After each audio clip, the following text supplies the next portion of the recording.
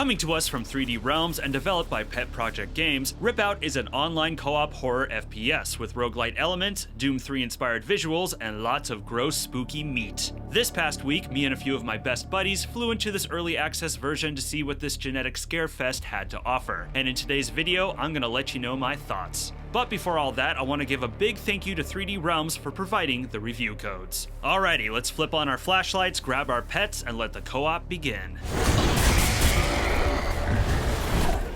In 2050, humans reach beyond the solar system, competing for territory, resources, and exclusive discoveries. RIPOUT is set in the far, far future. Humans have taken to the stars and, surprise, surprise, began warring with each other over resources, eventually banding together to defeat a powerful alien race called the Spiral. In an effort to best the enemy alien race, an organism is developed called the Cell, able to regenerate human tissue. Unfortunately, the cell begins to mutate uncontrollably, and the mutations begin to wipe out humanity. Defeated by their own creation, humans evacuate Earth by the millions, hoping to resettle elsewhere, all the while still dealing with the mutant menace. You play as a team of soldiers investigating the refugee ships overtaken by the Cell, desperate to find a way to claim victory over the mutant menace once and for all.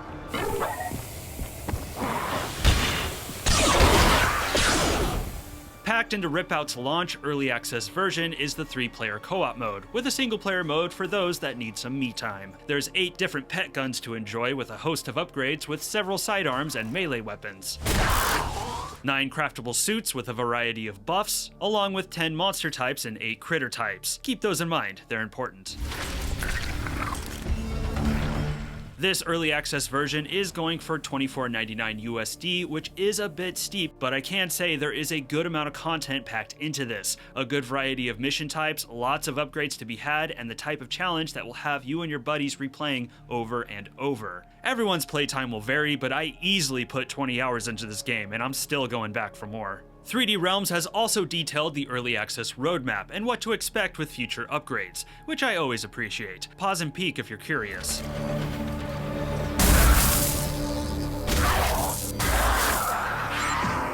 Developed in Unreal Engine 5, RIPOUT's visuals harken to the shiny, smooth, moody, and flat-out nasty visuals of Doom 3. Overall, it's a strong graphical presentation that's effectively creepy, balancing nostalgia and modern-day graphical flair. Environments are well detailed, showing what everyday life aboard these space vessels was like, and the putrid viscera and corrupted meat infesting them gives a sense of how their inhabitants met their demise. This is the type of game where the closer you look at things, the more unnerving it is.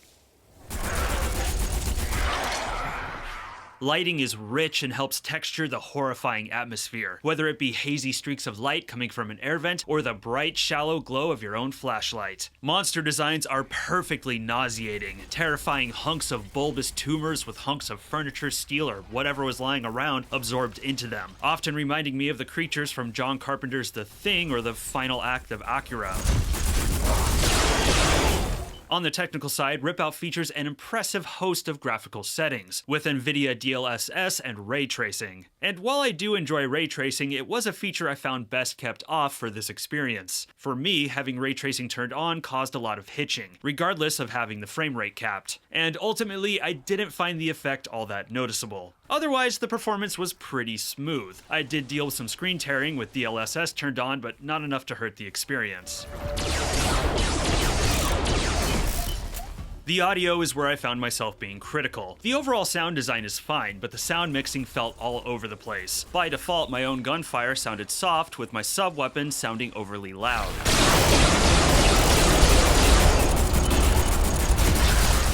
And enemy noises, explosions, and environmental destruction, like baddies busting through grates on a vent, all felt real neutral and at times in the background.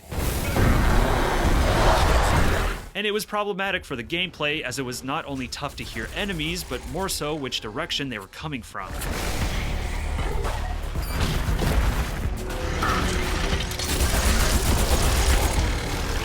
These are things that need to be distinct and in the forefront for players, otherwise they all just glom together. To be fair though, this can be helped by tweaking the sound options, and I do recommend turning the music way down and the effects way up.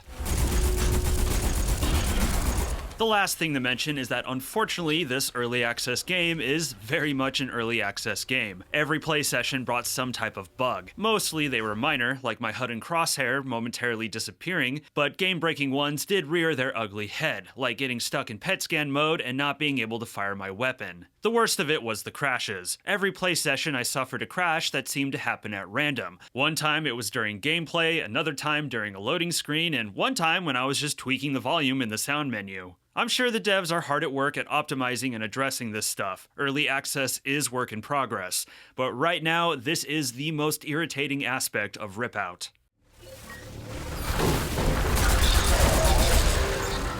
RIPOUT's gameplay is all about intense, spooky action that revels in being unpredictable. Me and my squad mates felt it had a similar vibe to the online co-op game Deep Rock Galactic, jokingly calling it Meat Rock Galactic. And no, in RIPOUT you don't mine for ore or build mining equipment. But like in Deep Rock, you and your team support each other with special abilities, snatch up loot to craft better stuff, and of course, trek into the dark unknowns.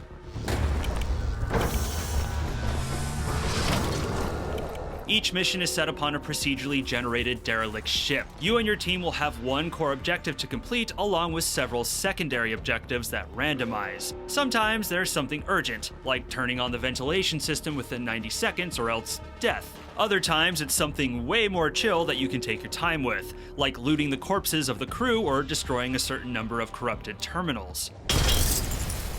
The idea is to surprise the player as soon as they step off that airlock, and it adds a certain degree of unpredictability to each mission, which I found enjoyable, even as I got used to the differing secondary tasks. What sets RIPOUT apart is your pet gun, taking the form of a traditional weapon type, assault rifle, shotgun, long gun, etc. During combat, you can sick your pet gun at enemies or security measures, allowing them to savagely bite chunks out of them as you automatically swap to your sidearm and layer on the damage.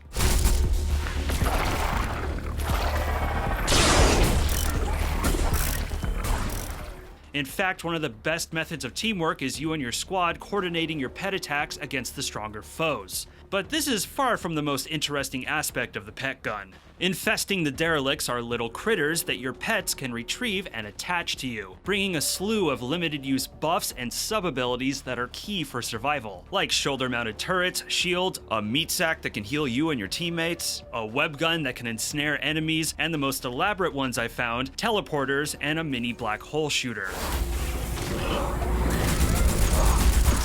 Ah, but there's a fun catch. The critters can also attach themselves to enemies, meaning all the buffs that you can use can also be used against you. So a standard zombie might not be much of a threat, but one with a shield or a turret attached to its head is another matter. And the larger enemies can have multiple critters attached to them, making them fiercer juggernauts than they already are. So with each room you enter, it can turn into a mad dash of grabbing the critters you need, making sure your teammate gets their critters, and killing the rest before they find an enemy to buff. Where the roguelite elements come into play is that most rooms have an upgrade station that can buff the player's stats and abilities, lasting until the end of the mission. These consist of common basics, more health, more ammo capacity, and more uncommon, elaborate ones, like your pet being able to set an explosive when they detach from an enemy. These can make a big difference in a mission, and it wasn't long before me and my squad were hunting them down.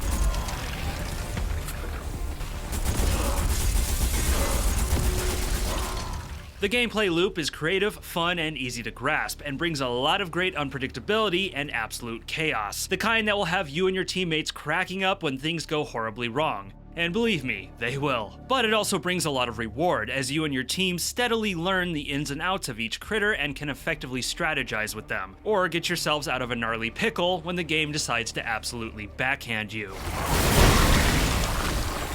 Yeah, RIPOUT can be a tough game, fiendishly tough at times. Some rooms can bring overwhelming ambushes, and if you and your team don't have the right critters or are simply caught off guard, you can find yourselves downed in a matter of seconds, praying for the revive. For the most part, it's a good challenge, the type that had me eager to retry again and again to succeed, but it can tip into frustrating cheapness. Often I found myself focusing on one enemy only for another to silently run up or teleport behind me and land a cheap kill shot. This is where the sound mixing issues were really felt. And what really had us swearing up a storm was the litany of traps that can be hard to see. The worst of them, the fleshy black hole landmines that will suck you in and zap your health. Jeez, man, where the hell did you come from? I understand the game wants to surprise and scare the player. That's great. And in all fairness, further experience and certain mods can help you predict dangers. But I do think the game could be better about tipping off a player to potential dangers and telegraphing enemy attacks, even if subtle. All of that aside though, the unpredictable hard-hitting combat brings a lot of fun tension and great co-op moments. Me and my buddies were simply hooked. And for the record, while I do think RIPOUT is best enjoyed with friends, playing solo is also a great time, feeling more like a moody survival horror experience. In between missions, you and your team can hang out on your ship, where you can craft new goodies, customize your loadout, choose your next mission, and do a little gambling. What you craft and equip is a key aspect to your survival. Your pet weapons are all fun to use, although personally I found the weapons with more range, like the assault rifle and long gun, to be the way to go. The shotgun was a bit on the weak side, and in general, getting up close to an enemy is hardly a wise idea. There's a few flavors of melee weapon, like the axe, which is a great damage dealer, and the baton, which isn't as deadly but can short out enemy shields. Where things get real fun though is that you're able to equip up to 3 mods that can buff your pet gun, like increasing their damage or giving them new abilities. Abilities such as scanning for tech or enemies in an environment, and the coolest of them, hacking an enemy for a limited time and making them fight for you. There's even co-op focused mods that can buff your teammates' attacks. This is a system I'm eager to see grow as early access progresses, as I feel these mods have the possibility to get pretty wild.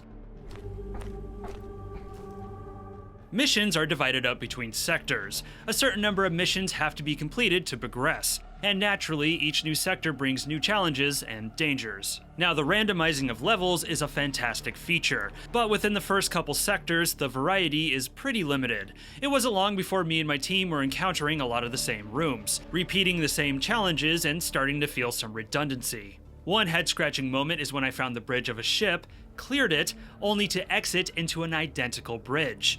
Yeah, I'm no expert on spaceships, but I'm pretty sure you don't need 2 bridges. Well, then again, the Enterprise D had a second battle bridge for when the saucer separates, but that's a whole different vibe of a bridge, and that only happened in like a couple episodes. But the saucer did separate in the first movie. Oops, sorry, almost went on a Trek ramble. Fortunately, when you hit Sector 3, the variety increases and the redundancy lessens. In fact, I would say this is where the game really hits its stride. Either way, I'm definitely looking forward to future updates to keep this game feeling even more random and chaotic.